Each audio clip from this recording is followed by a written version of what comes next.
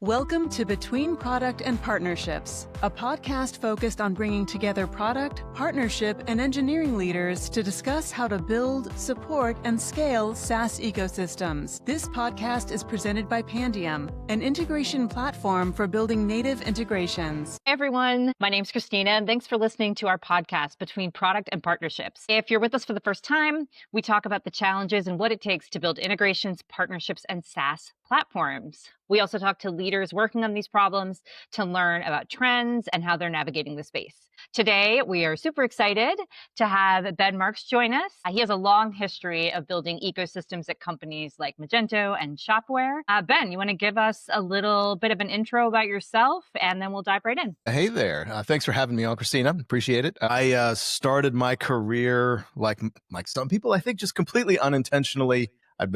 Got out of college, played music professionally for a few years, and then just someone roped me into learning how to be a developer.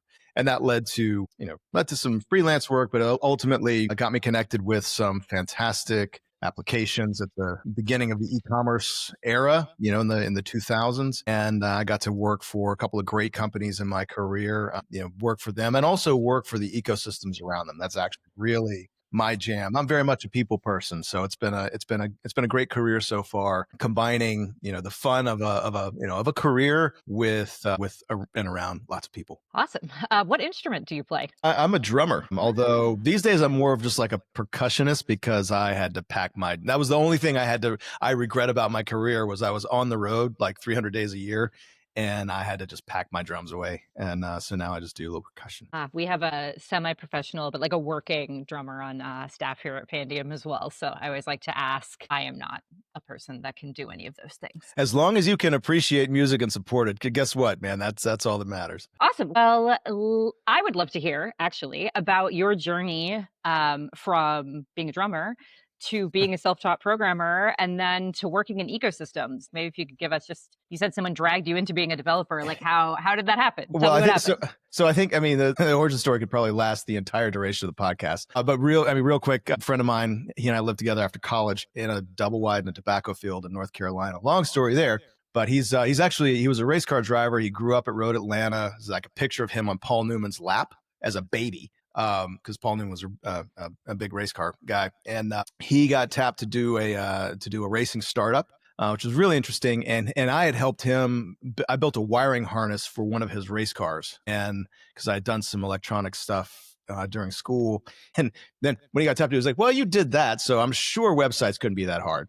Spoiler alert: they actually are hard if you have no idea what you're doing. This was like 2003. Yeah, back then, for sure. So the web wasn't like you couldn't just ask ChatGPT how to do stuff. Mm-hmm. And in fact, the resources available even online were pretty sparse. But it turns out I guess it did all kind of make sense. I found my way into the PHP world, and PHP just celebrated its 30th birthday. And I just to do what we needed doing, I taught myself this language really to solve the problem. So it was very problem focused, vector into that world. And then once I was in that world, I realized like, wow, there's a lot of problems to solve. And then it got more towards the e-commerce side of things. And then just over a period, I just did a little bit of web development. But there was always, we would build sites for businesses locally.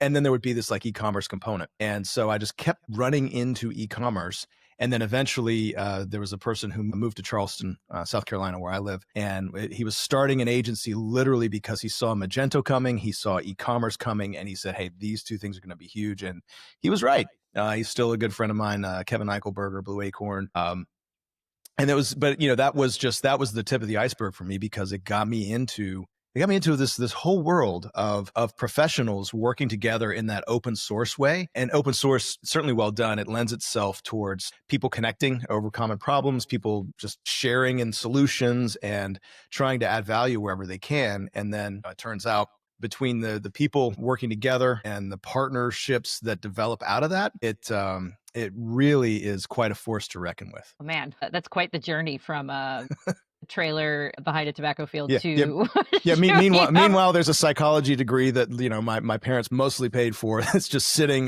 getting dust on the shelf. I mean, I am criminal justice and creative writing, and you can see how much I'm using that. But I think it's interesting to hear about people's path to technology from sort of that era. Like, I talk about now, like I mentor young women that are like high school age, and they're learning how to Oh, cool. program in middle school, right? Awesome. Like Yeah. technology is so ingrained into everyday life now, but back in the day it was not like that. Like the internet existed, but even, if you look at the late 90s, it was like kind of hard to even get on the internet. So you had to kind of find your way there, either because probably you were surrounded by it through like your parents, or you wanted to solve a Yeah. problem and that was like the way Yeah. that you were going to be able to do that. So Exactly. you don't like didn't like fall into it in the same way of having the exposure at a really young age, which I love to see now. Yeah. Like middle schoolers can program better than I can, for Yeah, sure. the tools are great, and certainly everything's changing now. I'm not quite a doom person or a naysayer when it comes to AI. Things are going to change for sure, but I think more people, certainly the technology is being democratized, and more people are going to bring more of their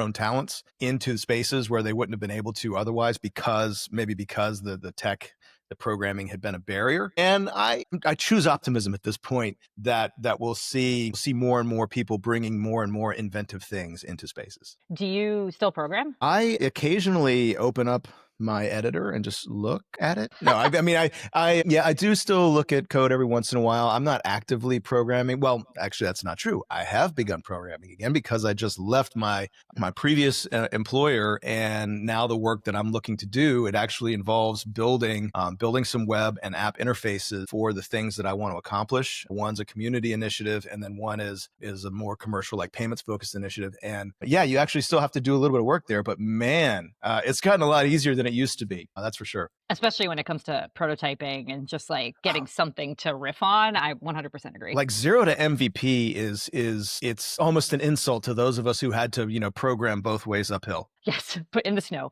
In the snow. Yeah. I mean, there could be I'm sure we could do a whole episode about like that transition. We definitely talk about it a lot here, but I fully agree with you that getting to that first jumping off point is much easier than it ever was before, right? So in line with thinking about sort of how technology has advanced over the time that you've been working in ecosystems, first, I would maybe ask you in your own words to define, when we're talking about ecosystems, what does that mean? And what are the shifts that you've seen working at some of the real like best in breed kinds of companies working on ecosystems? This is a really good question because I catch myself switching between community and ecosystem quite a bit. And probably if I were in school, I would maybe even I would look into those two terms and see like, hey, is there actually, like, I could probably do like a dissertation, maybe just parsing the difference between the two. But I think I tend to use them interchangeably. I would say community, from like ecosystem, I look at, because I guess maybe I have I had a biology minor, and I look at ecosystems as like sort of the totality of the the physical space, or the space in which things coexist, and the resources available to them. And it's kind of like, for me, ecosystem is a little bit more objective, and community is a little bit more intentional. It's a little bit more like, the community kind of, for me, that term encapsulates the people who are actively trying to add value. But really, it's all about the people and their organizations participating together. And for all intents and purposes, I think they're relevant. I think they're important, because what happens in communities, ecosystems, is whether it's two people or two businesses, they get together. And if you think about it from economic standpoint, it's like, I throw $1 in, you throw $1 in, but then when we do that intentionally, like with intent, all of a sudden the value generated from that is somehow more than $2. It's a real 1 + 1 = way more than 2 situation. Yep. So I saw this happen. Honestly, Magento the founders were very clear. They started this, circa 2007. And they just, if you can go on the web archive, you can maybe even find some of the old blog posts they would put out there. They were really trying to just ignite a spark, just put something out there and hope it caught. And of course it did. And they went from like 0 to 50,000 sort of people paying attention to them in almost no time. Well ahead of even having a commercial offering. And it's all about understanding the problem that you're solving, identifying that there are lots of people who want to solve that problem, and then and then let them self-organize around it. But of course, if it's a company-led ecosystem or community, you have to have a sort of a clear mission, and you have to sort of balance curating that ecosystem, but also letting it sort of find its own way. At least in my experience, there have to be other approaches to this, but when you're talking about self-starting and flywheel approach, it goes down to having a strong sort of central theme, and then letting the people bring their own innovation, intuition, and intention to it. So it sounds like part of what you're getting at is the idea that was sort of antithetical to a lot of enterprise, or like what we now call B2B technology of that era. The idea of being like an open platform, right? Like open source has existed for a long time, but the Sure. idea of being a product that is going to promote interoperability or like allow people to play nicely with you was much less common in like the early 2000s, early mid 2000s. If we look at like, the SAPs, the Microsofts of the world, there's all these products that really existed very proudly to be a black box, right? Like Yeah. there was this idea, I think, of the monolith still, massive consolidation.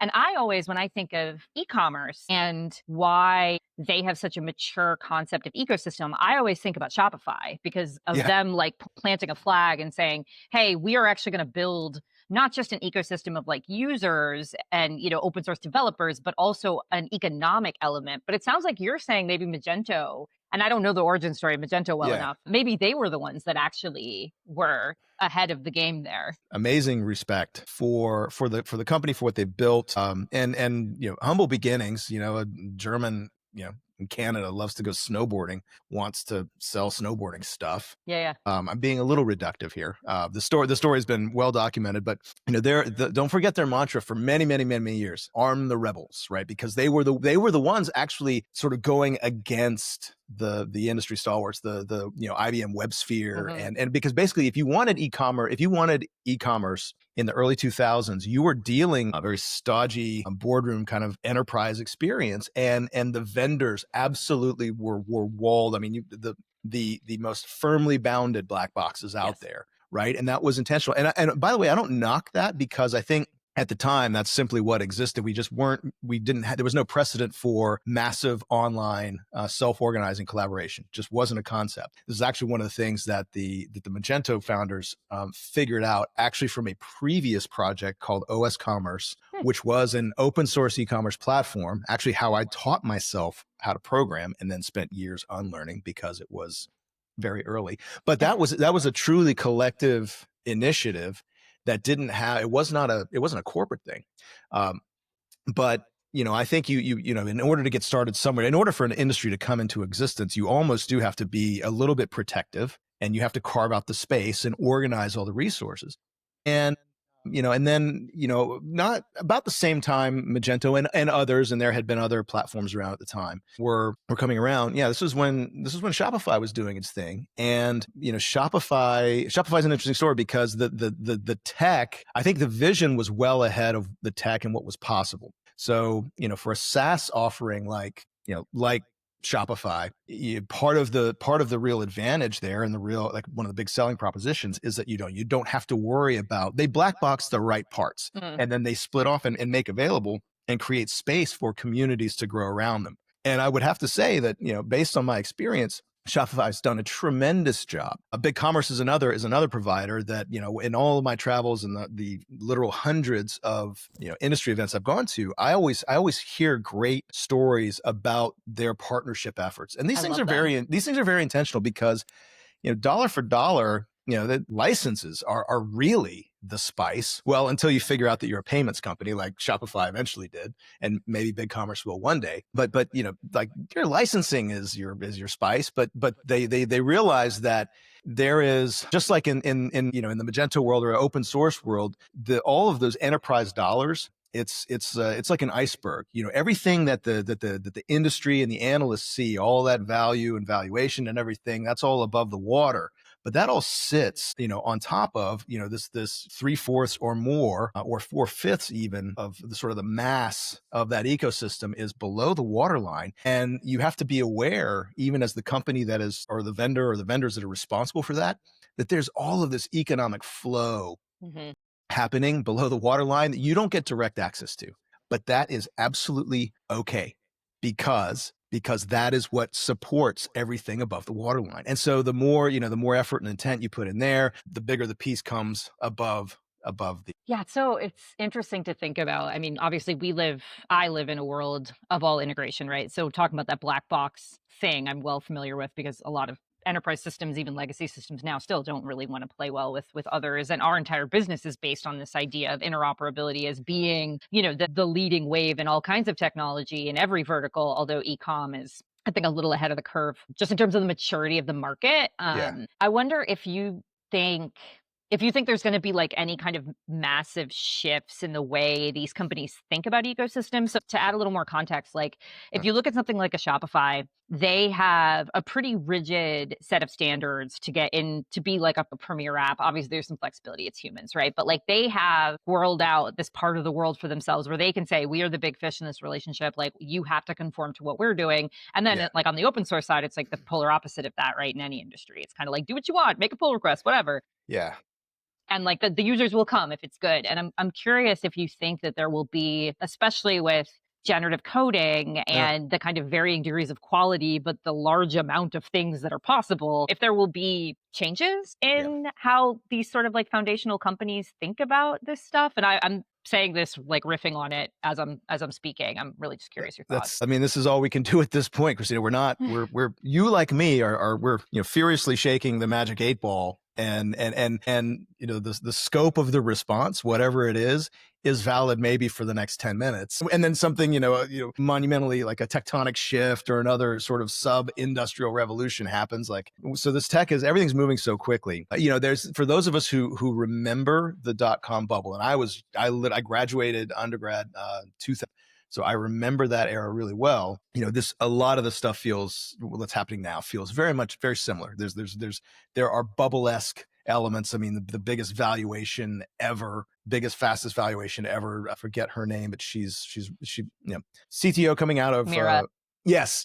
And $2 billion value, or no, $2 billion funding on a $10 billion valuation with literally just an idea. But everyone's looking at it going like, okay, well, the right people, this is the right moment and the right people are in the room. Makes me wish I'd actually gotten into this space instead of e-commerce, but that's a whole different thing.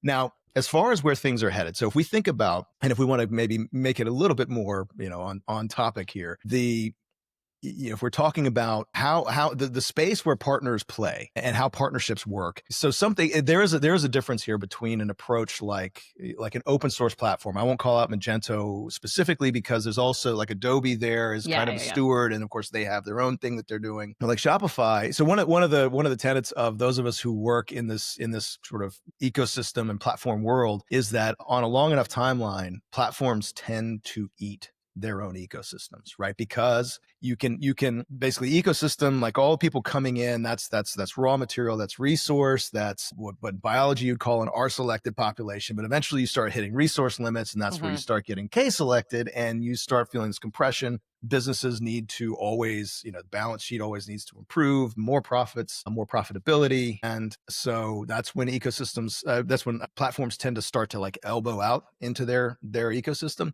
And I think one of the factors that is new that I haven't seen yet in my career is in this world of well, you can say like generative coding and vibe coding and rapid MVP and prototyping, but I think the platforms themselves are able to. You've got fantastic engineers, and I forget the $1 billion+ figure that Shopify spends every year in R&D. So they have this stable of incredibly talented product and engineering staff who now have just this amplifying capability of generative, of even thinking about agentic workflows and being able to reduce some of the burden and overhead of product ideation, of code management, of deployment management. Like, you're really going to see more and more of an unlock in terms of what companies can actually do as long as they get it right. So I think it gives a platform like Shopify, who have a much closer control over much more of what happens in their world. It gives them a frightening ability to do things. And I say this, like, I think about Recharge. If you wanted to do subscriptions, which by the way is phenomenally difficult. I know it sucks. I've used Zora and like all these other kinds of tools. It's like Subscriptions, especially just generic subscription functionality for across all sorts of verticals and geographies. You have the customer,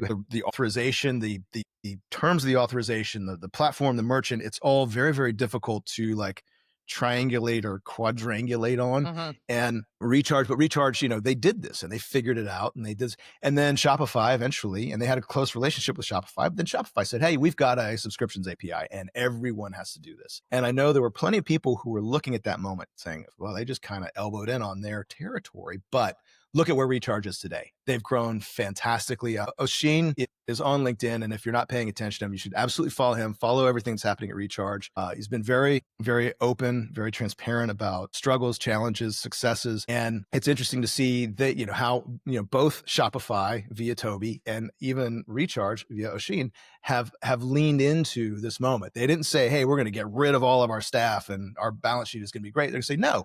We're going to encourage people to start using these tools and learn how to do what they do better." And that really is the crux of this moment.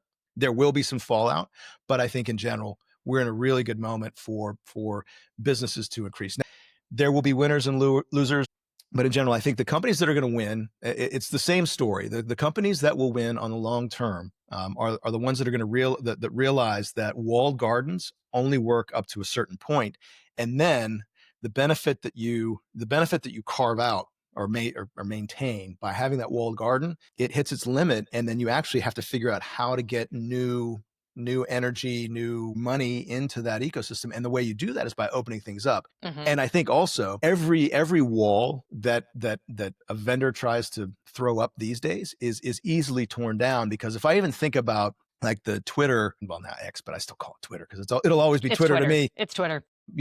Twitter had some awesome tools like TweetDeck, Twitterific, and you've already forgotten it because they got their kneecapped because the platform said no, we need to keep people on platform because we're just like on a long enough timeline, everything becomes like an ad network, and so they wanted to protect that data. Well, now we're not that far away from hey, my agent can just impersonate me, go and grab all of this stuff, and then I can pull it into another context and do interesting things with it. So AI, I hate saying AI just as a catch-all, but it's pulling everything outside of the walled garden. So you really have to just figure out interoperability, figure out how to facilitate cooperation and integration rather than the opposite. That is my recipe for success in the future. I also feel like, and for our audience, there's a lot of folks that are probably in smaller companies than something like a Shopify size, right? And a lot of those companies, not even like very small, but mid-market, are definitely fearful about their own competitive moat in a world of generative AI. And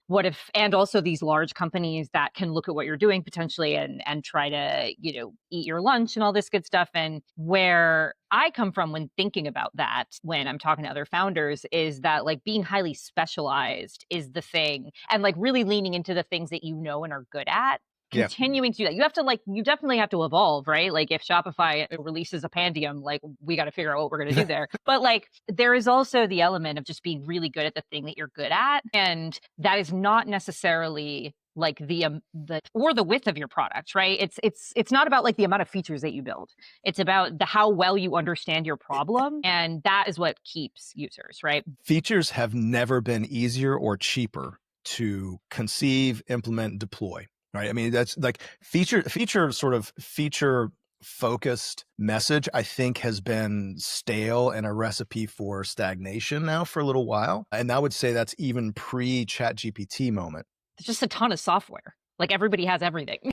Exactly. So, and certainly in this day and age, it's so easy to do this stuff. You really have to think about, who, it goes back to the fundamentals though, like what is our brand? Who are we solving problems for? How are we solving it? And if you focus, like if you go back to these fundamentals, like ground yourself in the problem that you're solving, because then at least you can say like, I think the problem that we're solving has evolved, or who we're solving it for has slightly evolved, but you're still leading from a place of understanding. And that means that you can make these smart decisions. And again, you're never going to be able to build it all. And merchants, well, I say merchants, but anyone needing a solution. It doesn't matter what industry you're in, whether it's education or entertainment. It's all about composing these effective solutions. And you shouldn't have to build it all yourself, because other people have been building the thing that you need to do. Like if I'm a media company and I need to reach out, I need interaction with my audience. Mm-hmm. There are plenty of platforms that are really, really good at that. So just rely on them, but you have to be able to integrate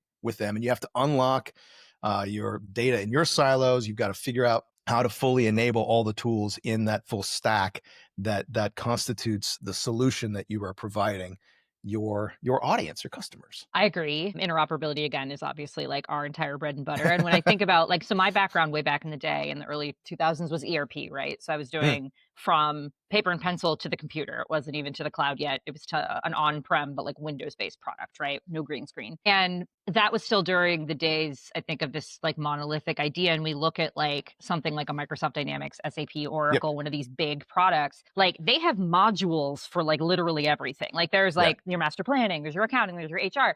And you would think these companies that have been iterating on these products with huge, massive, the Fortune 50 companies of the world would have like nailed these things, but they haven't in every instance. Each of these tools has their own like specialization, but a lot of them are still plugging in a Sage or plugging in a inventory management system or plugging in something else. And if that doesn't speak to like, number one, how fast technology evolves, and number two, the benefit of some of that specialization, I don't know what does, right? Like if you want to use a cloud-based solution that's 3 years old for your accounting instead of using the SAP accounting module that's been around for I don't even know how many decades, that means that it's not just about the number of lines of code that you're producing, right? It's about the ability to innovate, the ability to pivot, and the ability to be, in my opinion, like really understand your user and be specialized in some way. Yeah, I mean, so it's more and more, it's going to be about adaptability. It's going to be about observability, insights. And if you're investing in these kind of legacy offerings and which don't feel, it's not inherently awful if you are stuck doing that, because nothing moves slower than trying to evolve like accounts receivable, accounts payable in business. And because that's the end of a very long chain, or the beginning of a long chain.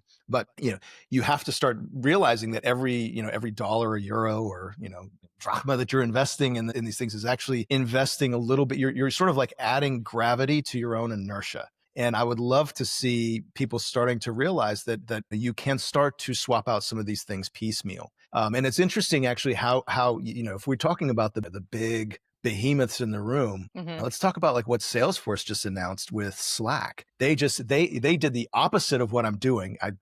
Somebody should call me and ask my opinion.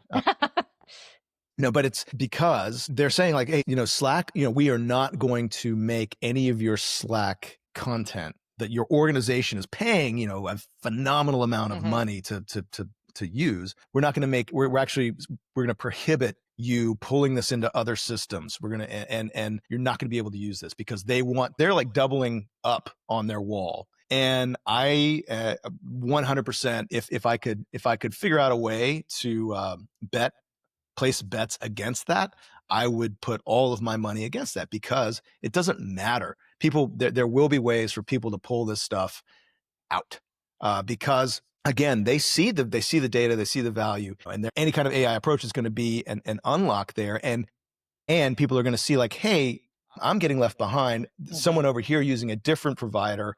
The difference is like they actually have agility and capabilities that I don't have, because you all are actively getting in my way. And I think if people again are indexing on openness, whether it's the tool, if I'm a tool maker being open, or I'm a user, a customer, how open are my tools and how interoperable can they be? How much can I integrate? And then also, we haven't even talked about the other dimension here, which is that the end customer of all these solutions and integrations and stacks, like their habits, their approach is also evolving. I mean, I was just at PayPal's headquarters like a little over a month ago, looking at real live agentic shopping and actual purchasing flows. I mean, they exist, and they're scary good. And it's interesting, like from again, back from the platform standpoint, you now see in this modern era, it doesn't really matter whether you're using Shopify or this platform, because as far as when I'm interacting with Google Gemini, and I say, hey, I have to solve this problem. I'm going hiking this weekend, in this place, and it's an overnight hike. Go out and outfit me. that tool will go do that, and it will do that irrespective of what platform these catalogs are on. And we're seeing an evolution of the end customer as well. And so that just goes to underscore the need, I think, to make sure all of your tools are talking to each other, and you're not being sort of held in place and effectively held hostage by the solutions that you've chosen. You need to be agile. Yeah, it's interesting too with the AI, like the kind of bubble that we're in, or the hype cycle that we're in with the AI stuff specifically, because to your point, I think it has trickled down to like the consumer, right? Or the non-technologist, the non-tech worker, right? Like as a person who's worked in tech for a billion years, looking at some of this AI stuff, it's definitely like given me a little bit of like circa 18 blockchain vibes, where it was like everyone was just talking about using the thing. Yeah. And like nobody, but like, do you really need it? Like, it was just so hot. But that was really hot for us tech people and like finance folks, maybe with crypto. It didn't trickle down to like the vast majority. Like if I went out in the street right now here in New York City and asked most people during that era about blockchain, they wouldn't even know what I was talking about, right? It's not even that you couldn't explain it. So I think this is a little bit different because it's everywhere, right? Like it's absolutely everywhere. We did a great podcast that we recorded earlier that should be coming out soon with a woman who works on a lot of open source like standards committees. So we talked a lot about security and AI and like this interoperability, like what are these agents doing? Like what are they talking to? How do we know what they're doing? And I'm kind of two minds of it, right? Like on the one hand, I definitely agree with you that like the more places your data as a consumer, as a buyer, as a whatever can exist, the better outcomes you're going to get from these AI tools. But on the other hand, that is like definitely gives me a little bit of like the heebie-jeebies about a lot of things, especially being an integration company, right? Like we're moving data all day, every day and thinking about auth and scopes and governance and all this stuff. And that is also a really interesting part of all of this, right? Is that like my mom is not thinking about that part of this, but she is probably thinking about AI in some capacity. She probably sees commercials for it. I don't know. I'm just like, I'm riffing again, but it's like such an interesting thing that it's so deeply technical, but it's really gotten into the common vernacular very quickly. Well, because the utility is there. I mean, blockchain didn't matter. I remember going to like some of the big web and programming conferences in Southeast Asia at the times that you mentioned, like from like 16 through 18. And I couldn't get people like, oh, you're from the PHP world. I don't even want to talk to you. Everyone was all in on JavaScript, blockchain, and blockchain this, and blockchain that. Web3. Like, well, this is a blockchain backed logistics thing.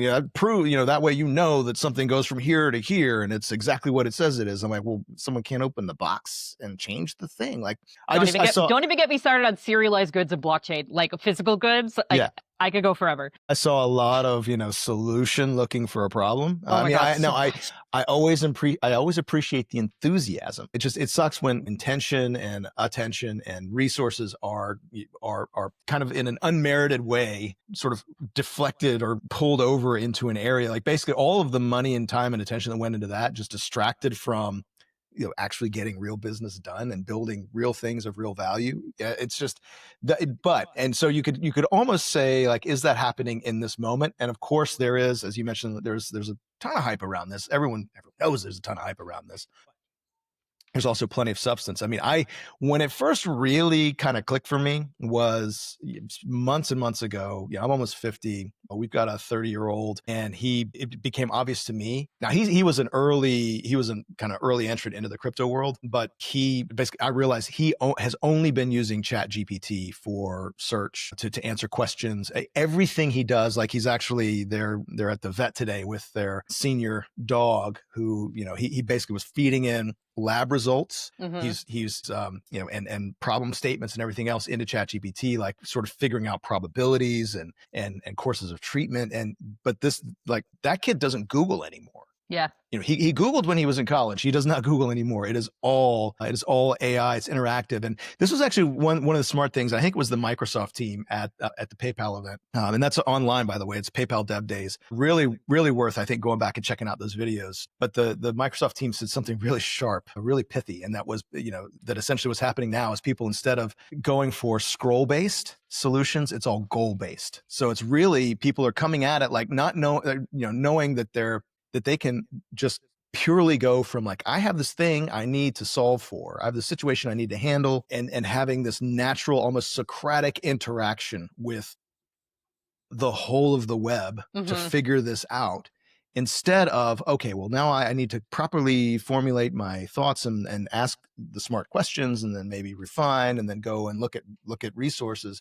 I do worry that I was just going to ask, how do you feel about that? I have very mixed feelings. So I worry. Actually, I just saw a thing on I think it was on LinkedIn, where there's this sort of idea that basically thought is being homogenized, because actually, I think the position, I only scanned the article, but essentially saying that the AI tools they're generative, but they're still operating within the bounds of how they were trained, sort of creating new things and creating just being creative, and sort of, and I guess extrapolating from what they know out into the world. That's part of the problem. But also, I do wonder about kids who are able to just say, you don't have to sit there and think deeply. Sit with yourself, think deeply about a problem. I think this is actually like the next level up, the next orbit above, us of a certain age who just have a hard time with like the entertainment that is available in your hand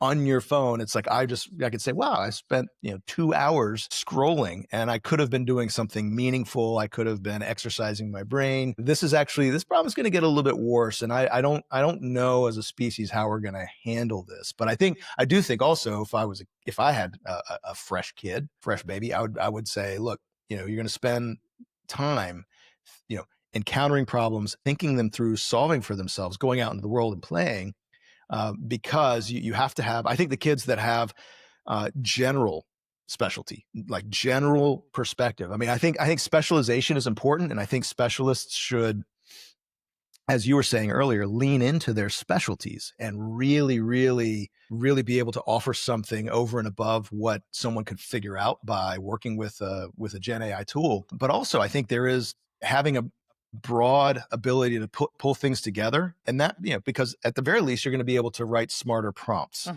And then you're going to be able to do things with the responses that you get and move on to the next idea, the next prompt, or the deeper motion, the deeper analysis. And that's where you'll unlock some value. But at this point, it's kind of an arms race of thought and generative capacity. You just have to kind of stay ahead of where everyone else is, or you will be kind of subservient to what everyone else is doing. And maybe that's by design. Who knows? Who knows? And one thing I was thinking as you were saying that, I'm thinking about like maybe the specialization that someone has is that they are a generalist critical thinker. And like that is kind of a scary thing for me to think about. That like your specialty is that you're not illiterate with the AI, but like, you have literacy outside of some of these tools. And I don't know if I want to live in that world. And hopefully it won't get to that point while we're still here to see it. Yeah. But with all of these new tools, right, there's trade-offs. Like when you get acceleration, there's always going to be a downside to that. And this is like a massive amount of acceleration that we're seeing. Yeah. And these tools today are trained on us, right? And like the acceleration of how some of these GPT type products, how they turn into or don't, like sort of the darkest parts of us is something that I'm interested in watching as well. Not to get like really dark on this podcast, but it's reading the internet, right? And the internet is written by people, and there's some stuff on there. Well, if you focus on, actually, if you think about what the P is in GPT, right? It's pre-trained, right? So it's the scary thing is when these tools are, get to a point, whether by design or sort of through self-discovery, and we get a little bit closer to like AGI, and they are starting to create their own analyses and sort of treat their own analyses as sort of first order,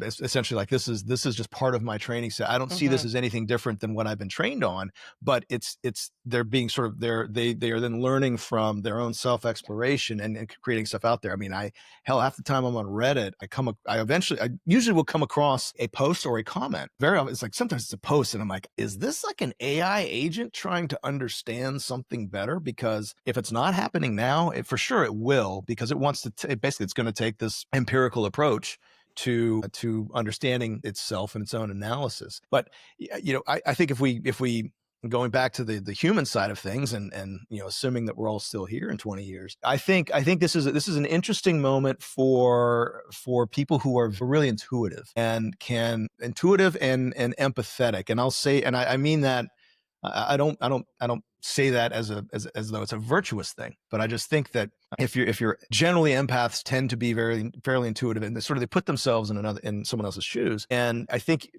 I have seen in myself and other people having some interesting success prompting, because you ask a question of the great GPT gods, and you get an answer, and you say, oh, well, it's a little bit, it's like 80% of what I want, but then you get an idea of like, oh, I think I know where this thing's coming from, and I'm going to refine that.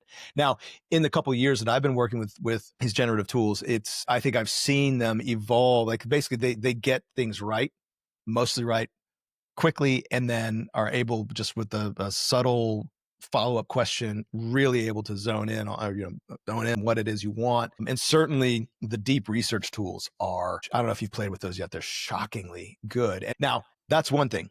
If we talk about your business, the generative, it makes it possible. So think about what it takes to integrate solutions.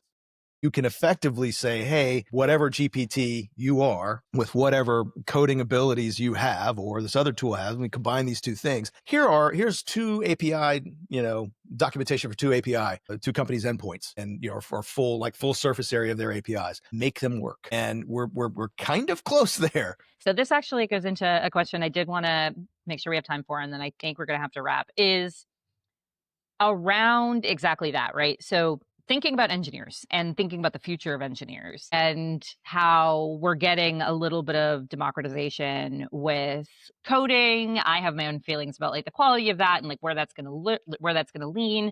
There's also another resurgence of a lot of like workflow management tools, because you don't need to be an engineer anymore, because this is like the 5th iteration or the 100th iteration of not needing to be an engineer that we've seen over the last 20 plus years. I'm curious, number one, for folks who are engineers that are listening to this, or have engineers that are friends that may be freaking out, from your vantage point as someone who has a programming background and has been in the space for a while and spent time with AI. Number one, if you think what you think that job looks like in the future. And number two, from like ecosystem and platform design and things of that nature, like, do you think that there will be more or less of a need for like engineers and engineering best practices specifically within that industry? So question is like, are engineers going to need to exist, or do we think that these tools are going to totally replace them? And how long will that take? And number two, like, what are the changes that you think are coming within like ecosystem development specifically as a result of some of this stuff? I think I'd say two different answers, and sort of levels of ability to answer. I'm going to start by saying I'm really glad, even though I didn't strike out, set out into the world coming out of college to be an engineer. I'm a little bit frightened for people if someone grew up, as of 5 years ago, just saying like, I'm going to get out of college and I'm going to be a software engineer. Mm-hmm. And then I'm going to get real world job experience. I'm going to build myself from a junior coder up. I don't know that trajectory has certainly changed now. And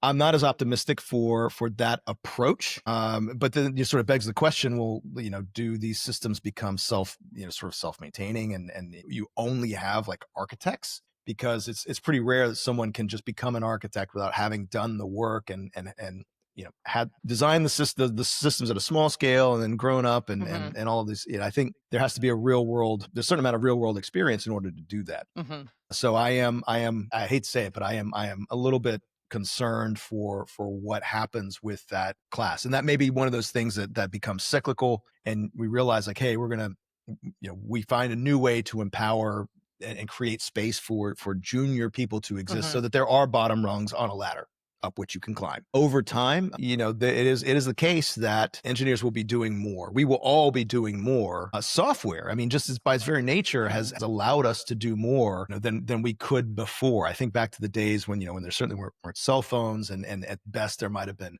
green screen terminals, mainframes. Like, we're able to do so much more. In fact, I just saw a panel of some of the Sam Altman and others, and the question was like, hey, aren't you guys basically destroying everything? And I was like, well, I mean, Excel was probably the biggest, sort of job killer, industry changer of software, like the last 2 generations. They're not wrong. And so you start to get to the point, okay, like what kind of industrial revolution is this? And of course, the answer to that question depends on what your job is, right? Because, like going back to the industrial revolution metaphor, I think is perfect, because the proliferation of gasoline and, of fossil fuels and the machinery that could use them, like people, someone's job was to clean up all the, muck all the horse stuff out of the streets. And that job was obviated when automobiles took over. So like that person really felt the Industrial Revolution. But the Industrial Revolution, it brought in an era of prosperity that the world has never seen before. Now, granted, again, if we go back to fundamentals, that's just the unlock, the availability and unlock of tremendous resource. So we basically went from, we kind of hit a limit, boom, unlimited. We could do all sorts of stuff. Now, so I would say that there will be engineers, there will be plenty of engineers. They will be doing more. They will be doing things differently. I don't know what this looks like in terms of people actually writing code by hand and changing things. Like right now, you can get a good head start. I could say, hey, I want to use, in my world, I say, I want to build this web app like this out of Symfony. It's probably going to deploy here, and I can get a good bit of the way there. I have to have the experience to know which parts are good, which parts I need to throw away. On a long enough timeline, it probably isn't going to matter. Just like the bits, the middleware or whatever, the bits, the orchestrative bits that might work in your world, these things are just going to be available. And it's not going to necessarily be like it has to be perfect and optimal, because when the second you realize, oh, this is a little suboptimal, you ask some GPT a question and get it to give you the right thing. Now, I think I feel a little bit better about how things are going to be for orchestrating communities and ecosystems, because these tools are not, they're still not, they can't replace human intuition of large human systems. Now, they can come up with strategy. They're really good. Like the deep research is amazing at coming up with the analysis, the strategic approach, and the vision. I mean, you can ask like Gemini deep research question, like, hey, I'm given this set of parameters about this ecosystem and the goals of the companies behind it.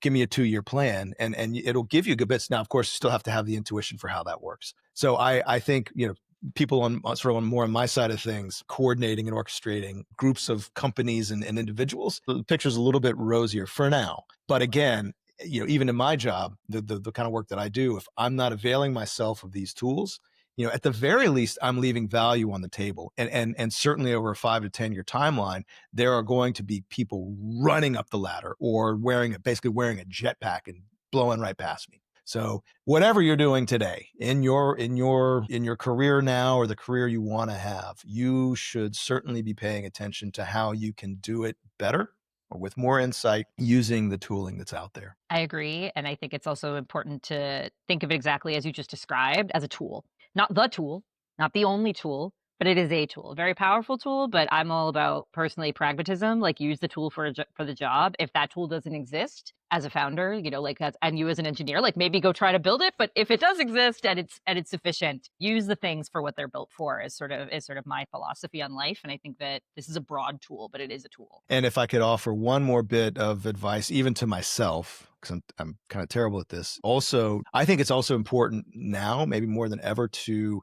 engage in self-assessment, like, keep a diary, write to yourself, and then share the story about what you're doing, whether it's on LinkedIn or wherever it makes sense, or in an internal company, messaging app. Just sort of like you should be talking about the concrete things that you're doing, because there is a question about authenticity and originality and effort. I right now, I think people can still kind of tell if you're putting something out there, or the work product that you have is largely just derived from you issuing a 3-sentence prompt to something, or you putting in the effort, you bringing something to the table. So you really have to, I think you really have to focus on, what can I do that can't be done yet? I mean, actually, I wouldn't do it quite that way, but basically you have to focus on where you personally, with your skill and your personality, are adding value. And then you have to remember to tell that good story to other people. And yes, I mean, for sure, I do need to remind myself to do that myself. Yes, it's hard. It's hard to force yourself to show up more authentically on the internet, especially for those of us of a certain age where a lot of that is like sand in the mouth. But I will let my marketing team yell at me about that later. And I think we are at the top of time here. It's been so fun chatting with you, Ben. Where can folks find you? And we'll also drop a link in the description. Where's the best place for them to find you? Yeah, probably the best place to find me right now is actually just LinkedIn. So I have my own thing that I'm working on, but I'm pretty visible online. I'm just my handle on LinkedIn is just BH Marks, but you can find me Ben Marks, formerly of Shopware, formerly of Magento, and currently trying to find himself in this new brave world. Aren't we all?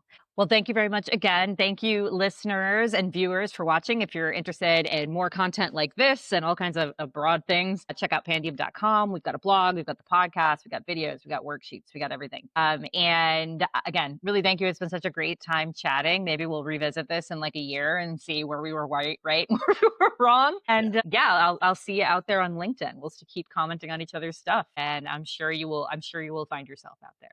I'm sure of it. Thanks, Cristina.